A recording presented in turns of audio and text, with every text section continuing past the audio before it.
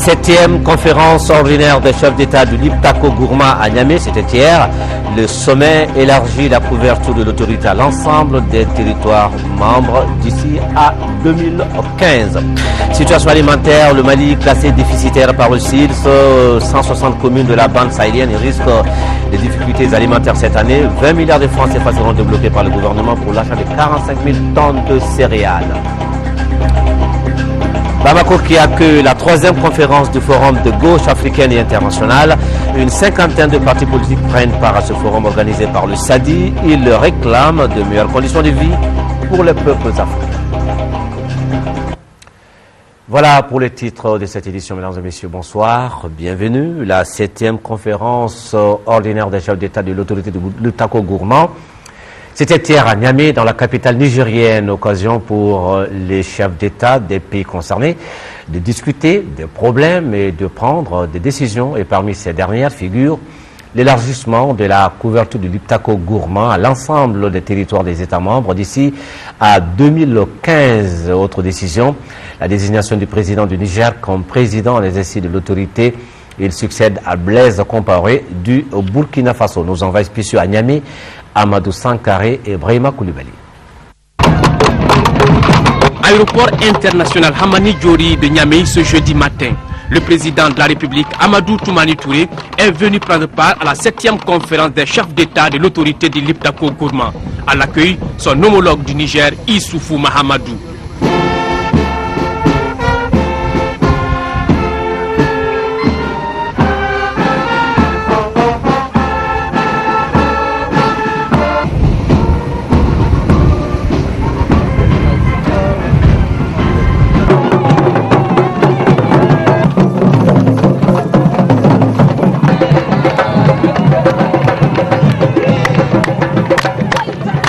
Quelques instants plus tard, les présidents maliens, burkinabés et nigériens se retrouvent au palais des congrès de Niamey pour les travaux de cette conférence. Premier acte de ces assises, la désignation du président Issoufou Mahamadou comme président en exercice des chefs d'État de l'autorité du Liptako Gourma. Il succède ainsi à son homologue du Faso. Deuxième temps fort de cette conférence, les chefs d'État, dans un communiqué final, ont pris acte des conclusions de l'étude sur la transformation de l'autorité du Liptako Gourma en un espace économique couvrant les territoires des 3 États et ont décidé de son élargissement à l'horizon 2015 à l'ensemble des territoires des États membres. En termes clairs, au Mali, si le programme du Liptako couvre aujourd'hui les régions de Mopti, Gao, Tombouctou et Kidal, dans les années à venir, ces programmes seront élargis à l'ensemble du territoire. Quand des populations qui habitent le cercle de Douanza bénéficient des réalisations des points d'eau, des aménagements pastoraux, et de la construction des magasins de stockage d'aliments bétail, vont bientôt bénéficier de la distribution des microcrédits pour donc donner un coup d'accélérateur aux productions animales et qu'il y ait un cercle à côté, celui de Ténékou, qui ne bénéficie pas des mêmes choses uniquement parce que, dit-on, n'est pas de la région du Liptako Gourma. Voyez-vous ce que cela fait. Et je pense que c'est ce que les chefs d'État ont compris et ont estimé injuste la part donc de ces populations-là et ont estimé qu'au bout de 5 ans, nous allons travailler à consolider les acquis du Liptako Gourma. On est en train de diversifier la production minière et aujourd'hui à Ansongo, dans la zone Tassiga, on est en train de produire manganèse et il faudra l'évacuer sur la Chine. Il faut passer par où? Il faut passer par le Burkina Faso, après par la Côte d'Ivoire au port, après l'amener en Chine. Et ceci exige donc que l'on fasse des rails entre Ansongo et la frontière burkinabé pour qu'on puisse continuer à transporter par rail jusqu'au port d'Abidjan. Et cette intégration fera en sorte que, n'est-ce pas, on va multiplier la diversification minière. Pour les 5 prochaines années, l'autorité du Liptako Gourma devra mobiliser plus de 200 milliards de francs CFA pour le financement de ces programmes et projets déjà identifiés. Dans une déclaration, les partenaires techniques et financiers s'engagent à aider l'autorité à réussir sa nouvelle vision. Pour le nouveau président en exercice de la conférence des chefs d'État de l'autorité du Liptako Gourma, cette réforme institutionnelle en cours était une nécessité.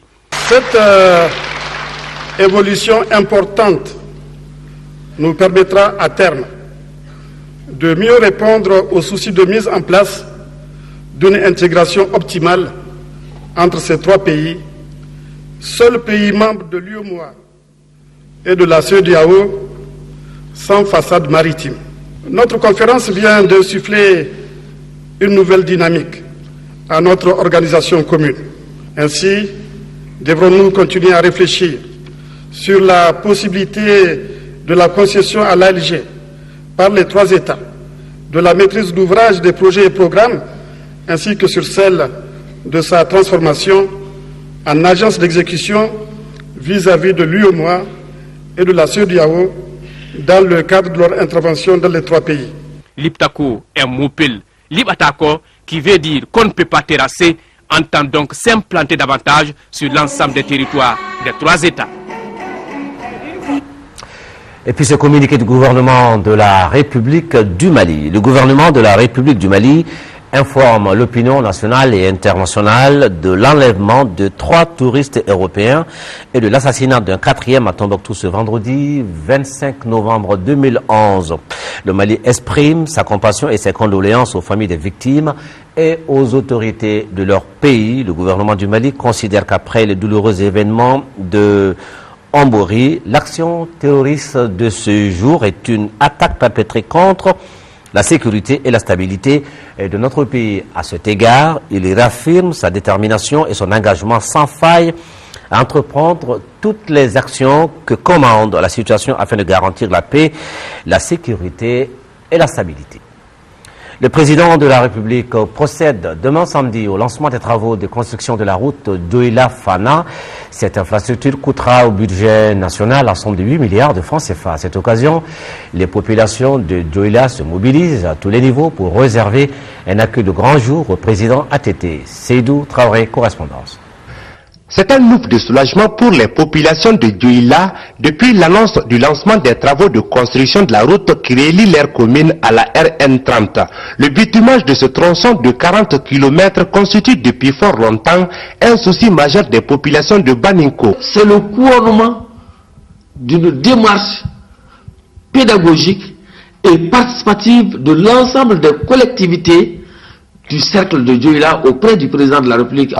Il y a au moins une année, les 23 maires du cercle de Douala, le président de l'Assemblée régionale, le président du conseil de cercle, les députés élus à Douala, plus le maire de la commune 6, qui s'est joint à nous pour aller voir le président de la République et lui demander ses services tant entendus à Douala.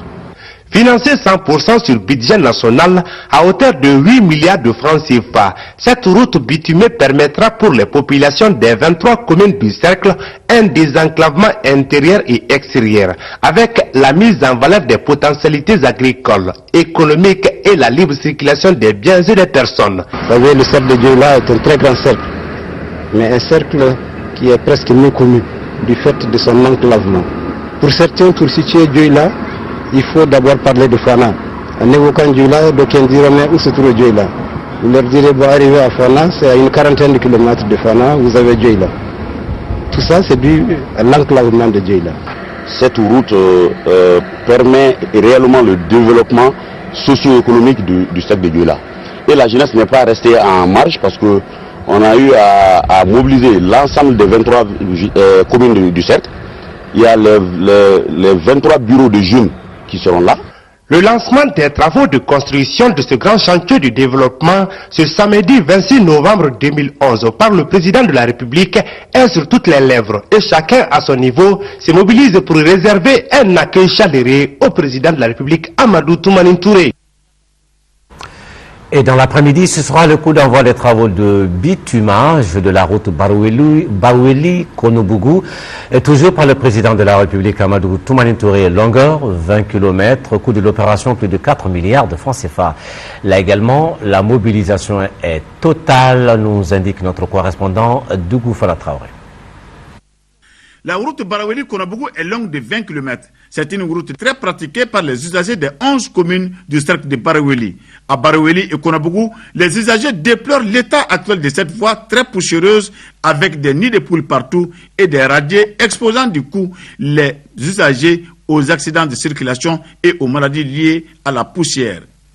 Les préoccupations des usagers ont été soumises alors au président Amadou Toumani Touré pour le bitumage de cette route Baraweli-Konobougou. La doléance des 11 communes de Baraweli a été accueillie favorablement par le président Amadou Toumani Touré avec une route aux commodités que voici. Tout sera au rendez-vous sur cette voie. Maintenant, nous sommes dans les normes de la CEDEAO, c'est-à-dire une largeur de 7 mètres avec des accotements de 1,50 m, revêtus en bicouche, c'est-à-dire deux couches de gravier en bitume. Pour les responsables de Konobougou et de Baraweli, cette route leur permet d'écouler tous les excédents de leur production agricole et maraîchère comme la pastèque et la tomate. Cette route est salutaire, on en a besoin parce que je vous rassure que ce matin quand j'ai quitté Konobougou pour Baraweli, ça n'a pas été facile pour moi. Vous voyez ma tenue vous-même. Nous attendons ça depuis des décennies, on attend ça. Et c'est le président de la République, Amadou Toumani Touré, qui a voulu nous faire ça. Vraiment, nous ne pouvons que le remercier. Nous mobilisons toute la commune de Baraweli. C'était carrément un parcours du combattant. Et si aujourd'hui on apprend que le samedi, il y aura le lancement des travaux de cette route-là, aménagement, bitumage, alors moi je m'en réjouis énormément.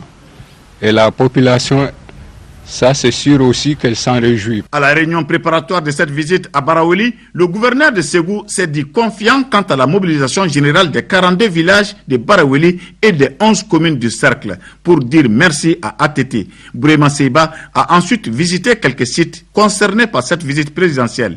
Il semble que tout est fin prêt pour accueillir ATT. C'est une route qui est d'importance pour les populations du cercle de Baraweli.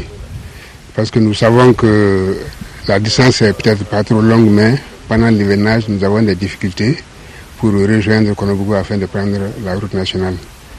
Donc si aujourd'hui le président de la République se prépare à venir à Baraweli pour lancer les travaux de cette route-là, il sera effectivement accueilli avec beaucoup de ferveur par la population qui a beaucoup attendu que cette route-là soit faite. Selon l'entreprise générale Mamadou Konaté et GK, les travaux vont durer 18 mois à compter de ce mois de novembre pour un coût d'un peu plus de 4 milliards de francs CFA.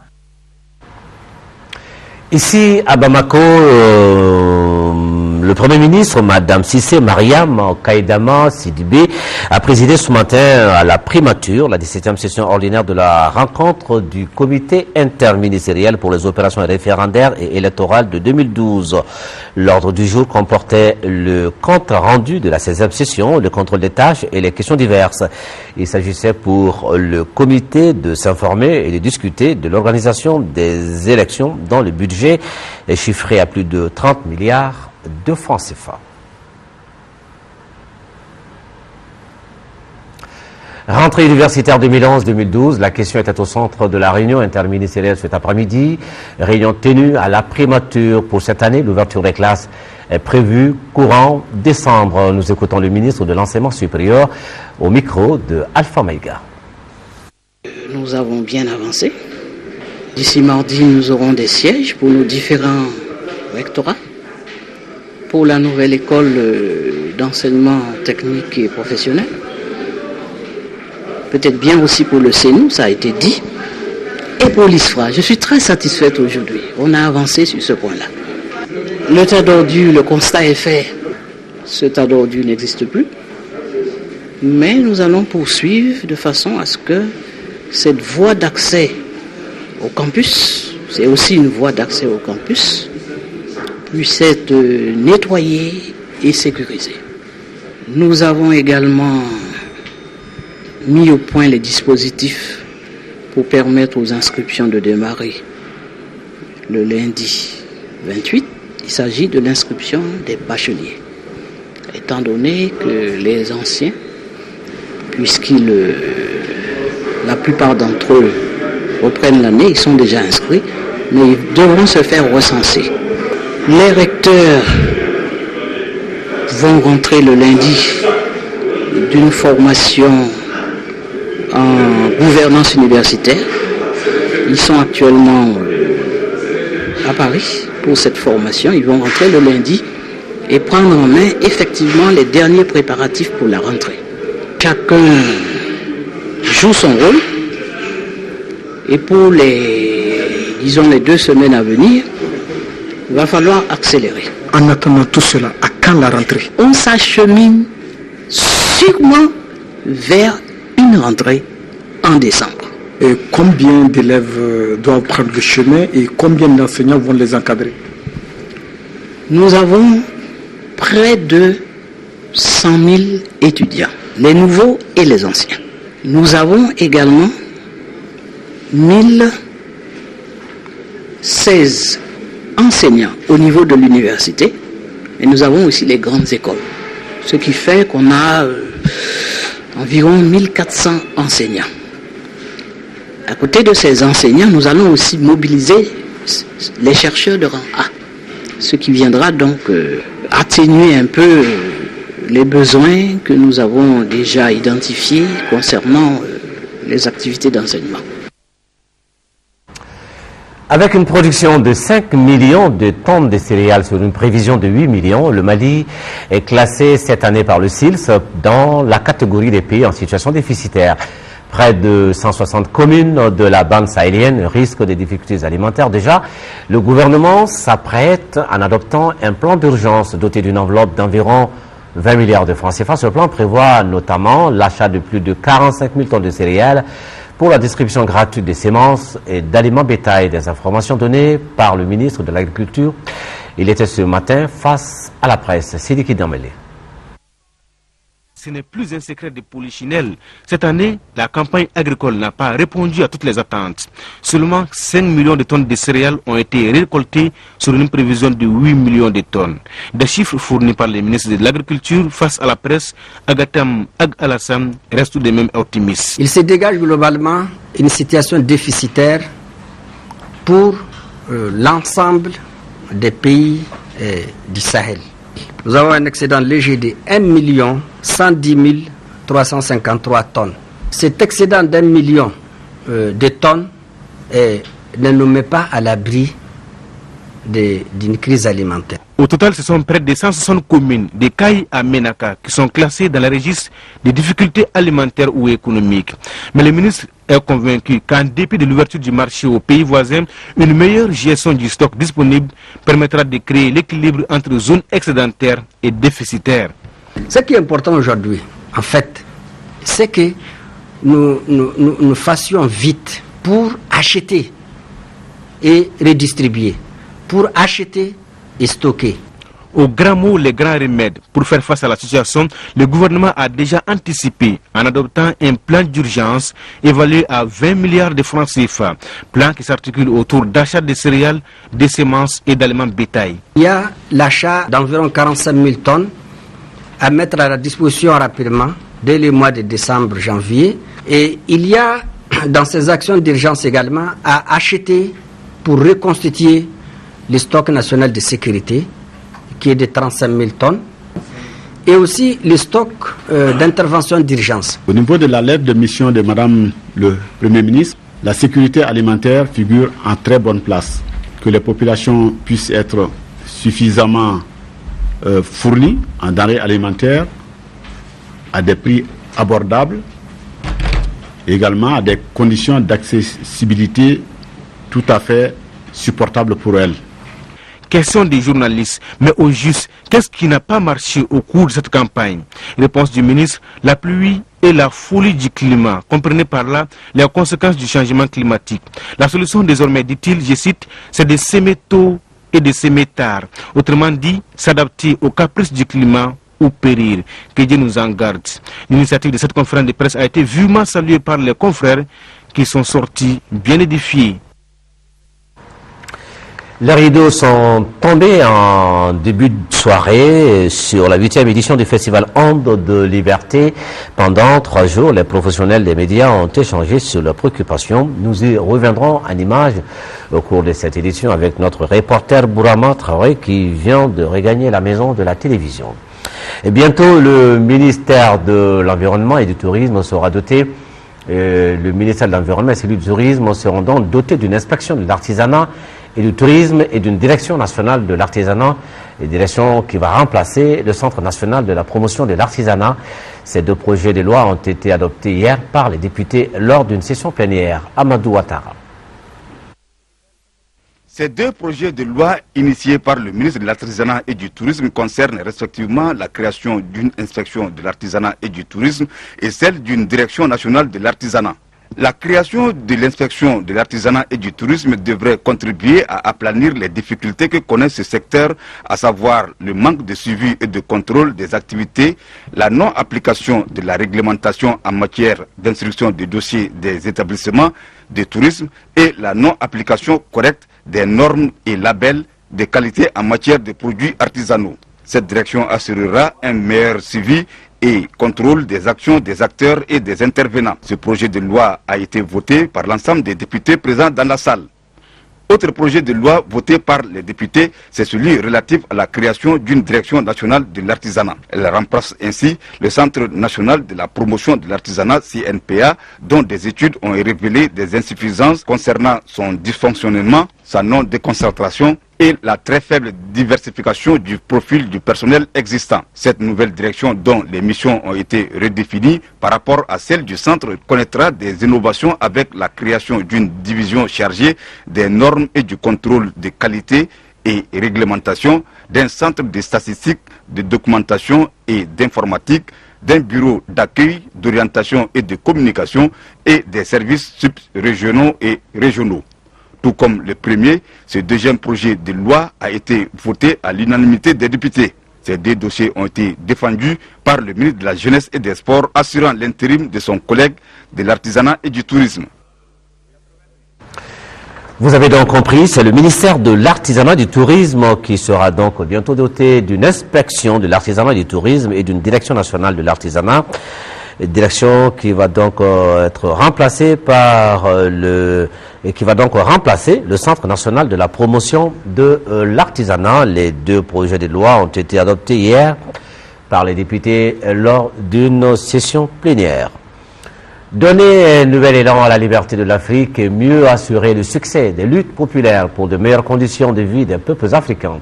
C'est l'objectif de la 3e conférence du Forum de la gauche africaine et internationale qui s'est ouvert ce matin ici à Bamako, organisée par le parti SADI pour la première fois. Cette rencontre qui va durer 3 jours regroupe des responsables d'une 50aine de partis politiques de gauche en Afrique, en Europe, en Amérique latine et en Asie. Daouda Sidiki Diarra. La rencontre de la gauche africaine et internationale à Bamako suscite un grand espoir. Cette réunion se tient à un moment crucial pour l'humanité. Les pays du Nord, puissances capitalistes et oligarchies financières, qui dominent et exploitent sans état d'âme le monde, sont déstabilisés par une redoutable crise financière, une crise des dettes, conséquence de l'échec de l'idéologie néolibérale et du capital international. Cette rencontre est en droite ligne de la volonté des femmes et des hommes pour l'organisation d'un vaste mouvement panafricain anticolonialiste et anti-impérialiste. Nous nous sommes donnés comme objectif de pouvoir développer des liens efficaces et efficients de structuration avec les forces progressistes africaines. Partager mutuellement les expériences des uns et des autres sur ce qu'on fait, sur ce que chacun fait chez lui et comment il le fait. Soutenir mutuellement et en tout temps les luttes populaires se déroulant dans les différents pays. S'informer mutuellement sur les activités et les programmes des uns et des autres. Se conseiller ou se concerter sur les moyens d'assistance mutuelle. Pour le doyen Amadou Sédou Traoré dit Amadou Djikourouni, la lutte des classes et des lois scientifiques qui s'imposent dans leur déroulement sont les connaissances indispensables pour tous ceux qui participent au combat libérateur des masses laborieuses. Selon lui, seules les forces politiques qui adoptent une ligne scientifique des méthodes stratégiques et tactiques révolutionnaires sont assurées d'un succès sans équivoque et d'une victoire finale sans risque. Cette intervention a été vivement ovationnée par l'assistance ville, le témoignage éloquent qu'il a fait sur les luttes de libération des pays africains. À Koulikoro, le mouvement patriotique pour la justice et l'égalité a procédé au lancement de ses activités de soutien en faveur du candidat Cheikh Modibo Diarra. Cela s'est passé lors d'un meeting qui a eu lieu au stade Omnisport Diarra H. Correspondance Lamine Keita. Après Bamako et Ségou, c'est Koulikoro, la capitale du Méguétan, qui a été choisie par les jeunes du mouvement patriotique pour la justice et l'égalité pour lancer leurs activités de soutien à la candidature du docteur Cheikh Modibo Diarra. Ils étaient assez nombreux au stade Diarra H de Koulikoro pour apporter leur soutien aux leaders du Rassemblement pour le développement du Mali en vue des élections générales de 2012. Pour ces jeunes, le candidat du RDPM, Rassemblement pour le développement du Mali, incarne l'espoir, car il nourrit des ambitions légitimes pour un Mali nouveau.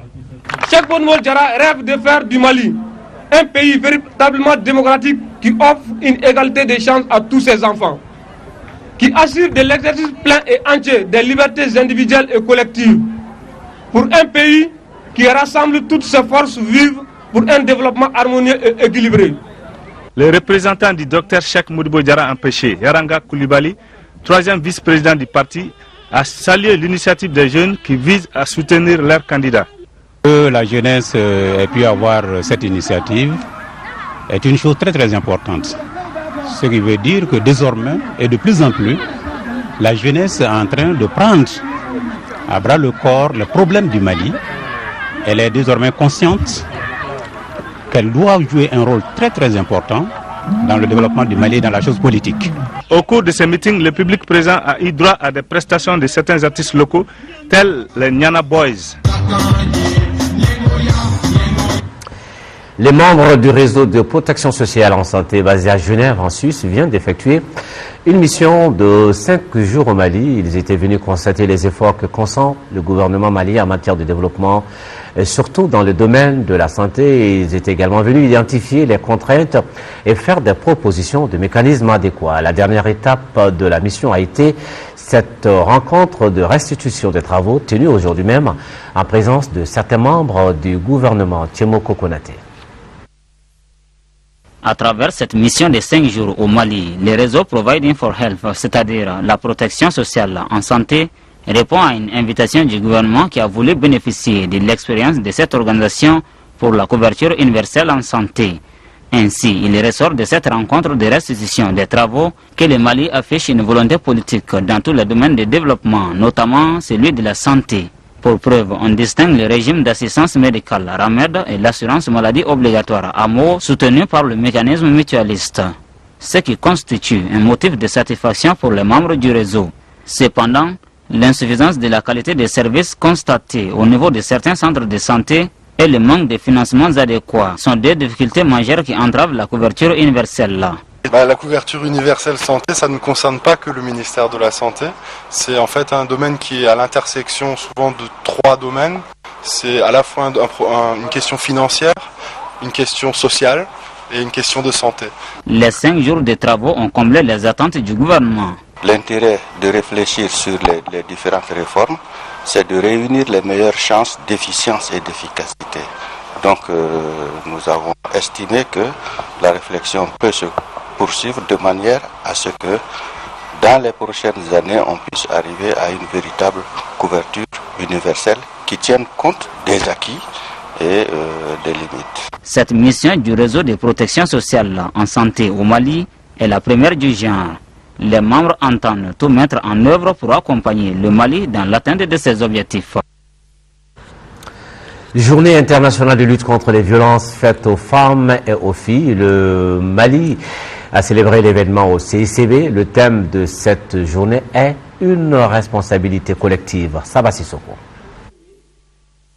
C'est l'ensemble des couches sociales qui s'est mobilisé pour cette journée consacrée à la lutte contre les violences faites aux femmes. Les associations féminines telles que la PDF, WILDAF et bien d'autres connues pour leur combat dans la défense des droits des femmes et des filles, les partenaires techniques et financiers et le gouvernement. 6 femmes sur 10 dans le monde sont victimes de violences physiques ou d'autres formes de sévices au cours de leur existence. 6 millions sont des enfants mariés. 600 autres millions font l'objet de traites transfrontalières par an. Une situation alarmante dont l'impunité est à décrier. Les femmes se voient trop souvent refuser toute justice et protection contre la violence. Cet échec n'est pas dû à une absence de connaissances, mais plutôt à un manque d'investissement et de volonté politique. Le Mali n'est pas exclu de cette réalité. 25% de femmes sont victimes de violences conjugales, 85% de mutilations génitales. Des efforts sont consentis pour que les femmes jouissent pleinement de leurs droits, malgré les pesanteurs socioculturelles, la pauvreté ou encore l'analphabétisme. Son Excellence, Monsieur le Président de la République, Madame la Première Dame et toutes les autorités se sont engagées à créer un fonds d'appui à l'autonomisation de la femme et à l'épanouissement de l'enfant qui intègre principalement la lutte contre les violences faites aux femmes et aux filles sous toutes ses formes. En termes de perspective, État, ONG et partenaires techniques et financiers optent pour des solutions visant à minimiser les risques de violence sur les femmes. Il s'agit notamment de la mise à disposition de numéros d'urgence opérationnels 24 heures sur 24, la création de cliniques juridiques dans toutes les capitales régionales, la gratuité de l'assistance juridique et l'amélioration de la prise en charge des victimes. Les rideaux sont tombés cet après-midi sur la 8e édition du festival Onde de Liberté. Pendant 3 jours, les professionnels des médias ont échangé sur leurs préoccupations. Cette 8e édition était placée sous le thème Radio et processus électoral en Afrique. Un thème qui a fait l'objet d'un concours radiophonique qui a mis en compétition les différentes radios présentes au festival qui a abouti à l'adoption d'une déclaration, dite celle de Bamako, à travers laquelle d'ailleurs les hommes de médias s'engagent à respecter les normes professionnelles et à inscrire leurs actes dans la promotion de la paix. Bourama Traoré. Les lampions de la 8e édition du Festival Onde de Liberté se sont éteints ce vendredi au Centre international de conférences de Bamako. Pendant 3 jours, ce sont 300 professionnels de la radio de l'intérieur, de la sous-région et d'Europe qui ont campé les décors du CICB. Objectif, échanger et exprimer leurs préoccupations en vue de trouver une solution. Des retrouvailles ponctuées par les espaces de colloques et d'exposition ont été fertiles en termes de contacts et d'échanges d'expériences. C'est du moins l'avis des organisateurs du festival. Que retenir de cette 8e édition du Festival Onde de Liberté? D'abord, un sentiment de satisfaction de voir notre festival se tenir et se donner un nouvel élan, un nouvel envol, un nouveau départ, renouer enfin avec son attractivité à travers l'animation culturelle au Palais de la Culture Amadou Ambateba. Il faut que le festival aille au public. Et c'est ce que nous avons essayé. Nous souhaitons et nous y travaillerons à cela, que cette 8e édition soit un vrai départ pour recréer l'engouement qu'avait suscité Onde de Liberté à son lancement en 1997. Bref, faire du Festival Onde de Liberté un creuset pour dynamiser davantage la radio. Le rendez-vous 2011 a été marqué par un concours international radiophonique, un concours à l'issue duquel 9 radios ont été primées. Les 2 premiers prix ont été remportés par la radio Zanzan FM de Côte d'Ivoire pour la version française et la radio Wassoulou de Yanfouila pour la version Bambara. Les lauréats bénéficient d'ordinateurs, des nagras numériques, de micros et plein d'autres cadeaux. Quant au prix de l'intégration, une innovation de la 8e édition du Festival Onde de Liberté a été remis à la veuve du feu Samba Ousmane Touré. Une reconnaissance des efforts de l'illustre disparu pour la promotion de la presse africaine. La presse, qu'elle soit publique ou privée, évidemment vous le savez mieux que moi, a un rôle extrêmement important à jouer. Il ne s'agit pas d'opposer une presse privée à une presse publique, mais de faire en sorte que la presse puisse accompagner le changement. La 8e édition du Festival Onde de Liberté a abouti à l'adoption d'une déclaration dite Déclaration de Bamako. Dans cette déclaration, les festivaliers s'engagent à respecter l'éthique et la déontologie de la profession. Les participants ont-ils décidé de s'engager à privilégier les normes et pratiques professionnelles reconnues, combattre toute tentative d'incitation à la violence, au règlement de compte, aux crimes et aux délits et la non-transparence dans le processus électoral. Inscrire durant toute la période du processus électoral leurs actions dans la nécessaire préservation de la paix sociale et à assumer leur rôle social d'informateur au service du public dans l'indispensable solidarité qui doit unir toutes les radios, qu'elles soient publiques ou privées. La 9e édition du Festival Ondes de Liberté se tiendra en 2013 à Bamako.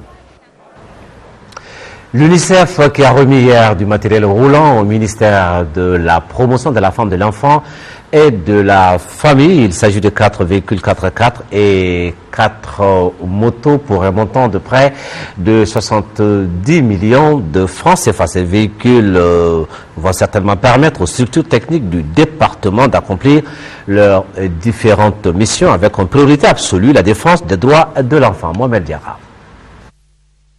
L'UNICEF remet ainsi du matériel roulant au gouvernement du Mali par le biais du ministère de la promotion de la femme, de l'enfant et de la famille. Les bénéficiaires de ces 4 véhicules sont les directions régionales de la promotion de la femme, de l'enfant et de la famille de Mopti et Gao, la cellule sectorielle de lutte contre le VIH-Sida et le programme national de lutte contre l'excision. En procédant à la remise de matériel roulant à ces structures techniques, l'UNICEF respecte un engagement fort de l'organisation. Il s'agit d'investir dans le partenariat, les compétences et l'amélioration continue des capacités pour des résultats en faveur des enfants. Face à une telle détermination de votre gouvernement et votre engagement personnel, l'UNICEF est déterminé à renforcer son accompagnement aux actions et initiatives nationales et internationales en faveur des enfants. Le geste vise à contribuer au renforcement de la promotion des droits de l'enfant au Mali. Cela passe par des missions de terrain. Ces véhicules permettront à mes services de mener des actions de terrain pour le bonheur des enfants. Aussi voudrais-je vous rassurer que ces véhicules mis à notre disposition seront judicieusement utilisés par leurs utilisateurs. Avec ce geste, l'UNICEF confirme sa place de partenaire fidèle engagé aux côtés du gouvernement malien dans son combat pour un développement harmonieux et durable.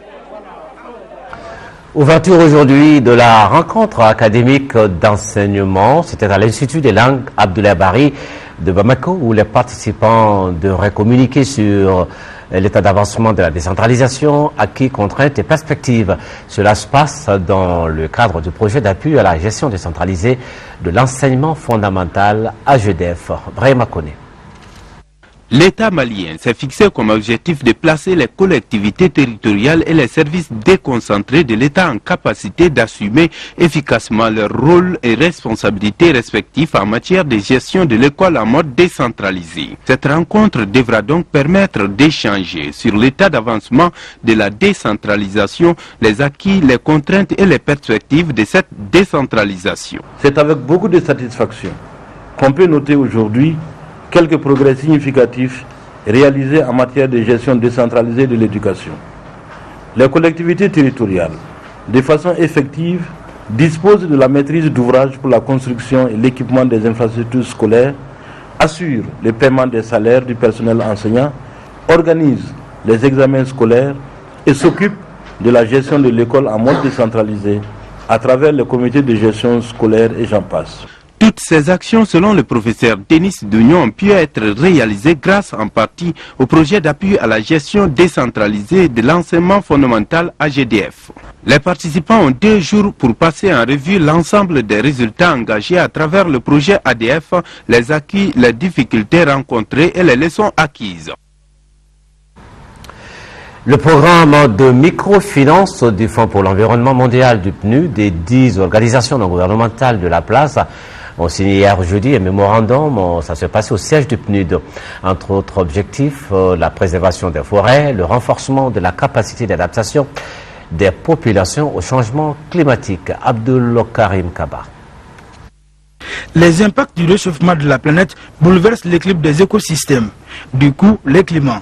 Pour y remédier, en impliquant les communautés, le PNUD, à travers son projet de financement du Fonds pour l'environnement mondial, a signé un mémorandum avec 10 ONG œuvrant dans ce domaine.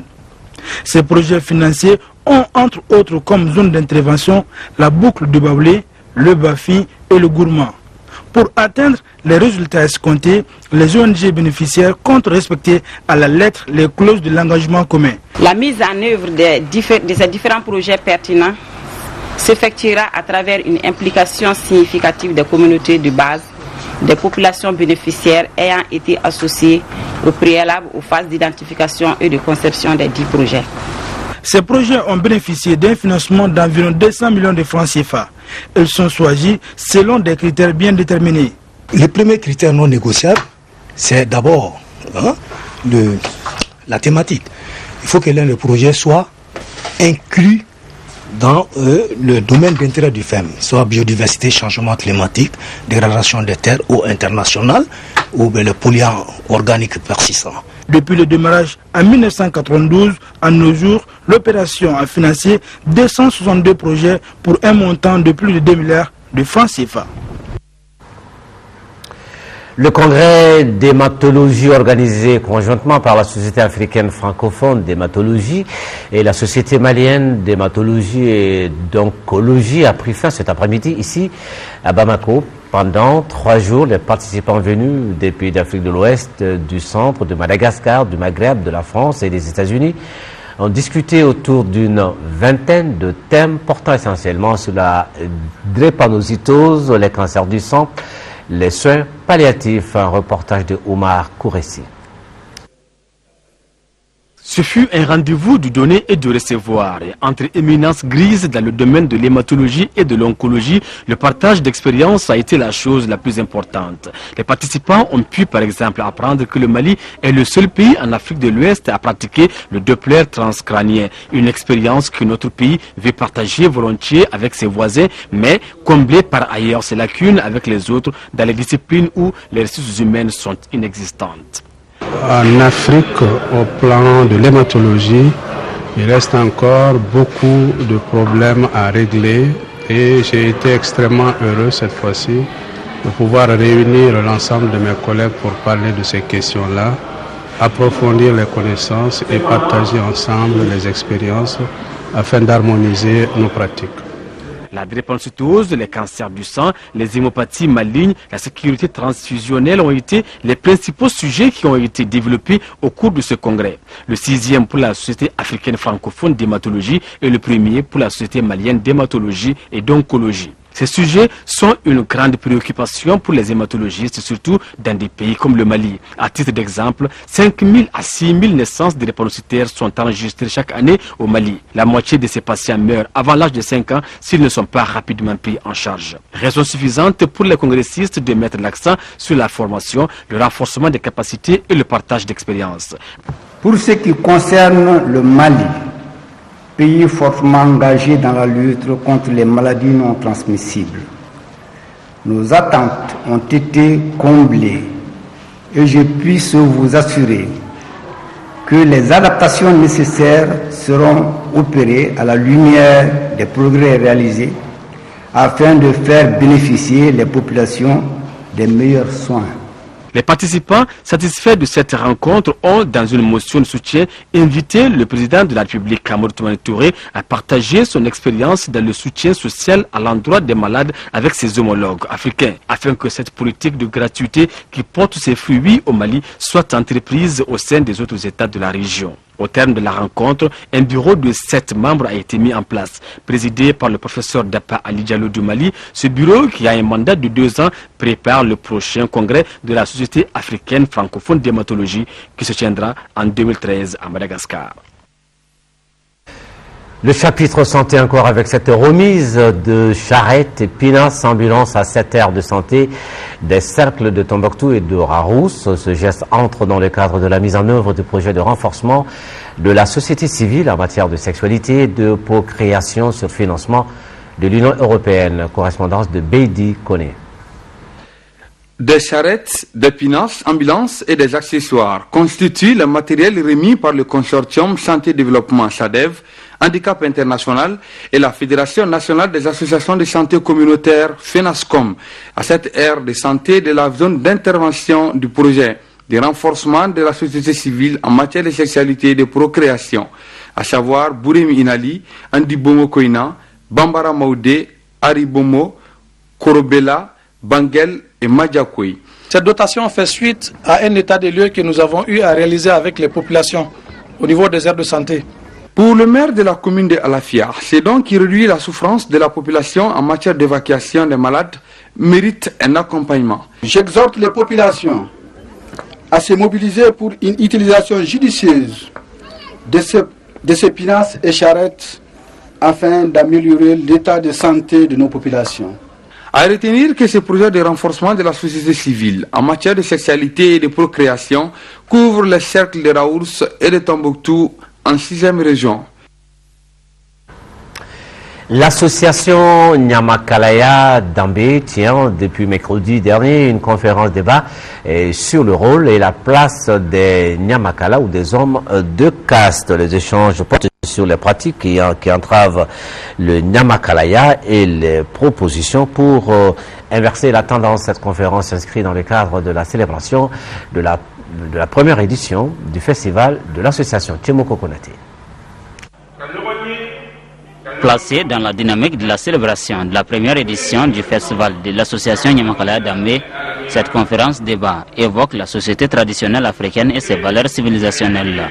Il s'agit d'ouvrir un large débat sur la question de Nyamakalaya afin d'adopter une position commune. Dans la société, nous avons une place qui nous manque.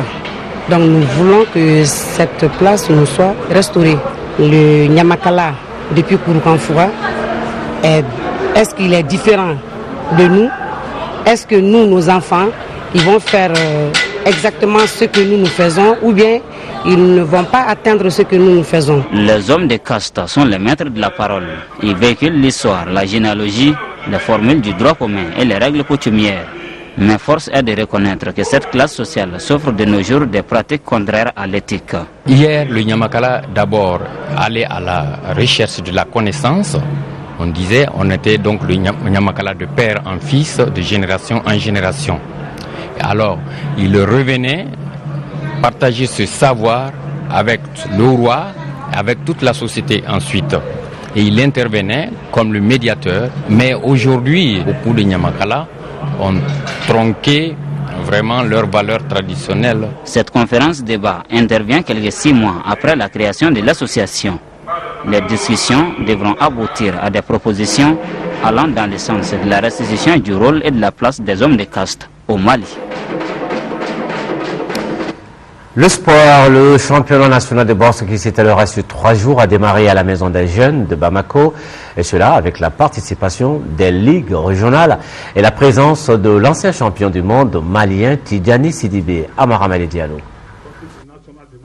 L'édition 2011 du championnat national de boxe a installé son ring à la Maison des Jeunes de Bamako avec 51 participants dont 36 boxeurs venus de Bamako, Ségou, Kaï, Sikasso, Gao, Mopti, Koulikoro et de la France.